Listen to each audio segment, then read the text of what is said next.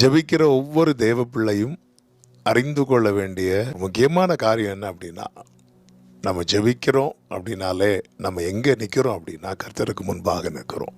என்னென்ன ஜெபத்தை நீங்கள் ஆண்டவர் சமூகத்தில் வச்சுருக்கிறீங்க, நீங்கள் நிறைய காரியங்களுக்காக ஜெபிச்சிருக்கிறீங்க. அந்த ஜெபத்தை எல்லாம் எங்கே வச்சுருக்கிறீங்கன்னா ஆண்டவருக்கு முன்பாக.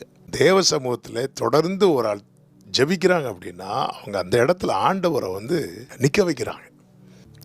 ஒருத்தங்க கிட்ட நம்ம ஃபோனில் பேசிகிட்டு இருக்கிறோன்னு வைங்களேன், ஒரு பெரிய நாம் மதிக்கிற ஒருத்தங்க கிட்ட ஃபோன் பண்ணுறோம், பேசுகிறோம். அந்த கான்வர்சேஷன் எப்படி எண்ட் ஆகணும் தெரியுமா? அவங்க ஃபோனை கட் பண்ணணும். சரி வைக்கிறேன்னு சொல்லி அவங்க ஃபோனை வைக்கணும். அவங்க வைக்கும்போது தான் நம்ம பேசிகிட்டு இருக்கும்போது நம்ம ஃபோனை கட் பண்ணால் அவங்கள நம்ம கனவீனப்படுத்துறது போல். என் பர்சனல் ப்ரேயரை யார் கன்க்ளூட் பண்ணுறா? நானா கர்த்தரா? நம்ம ஆண்டவர் பேச வர்றதுக்குள்ளே என்ன ஆத்துமாவை போட்டு எழுப்பி ஓடிடும். ஆண்டவரே நான் இன்னும் பேசவே இல்லை, நீ தான் ஹலோ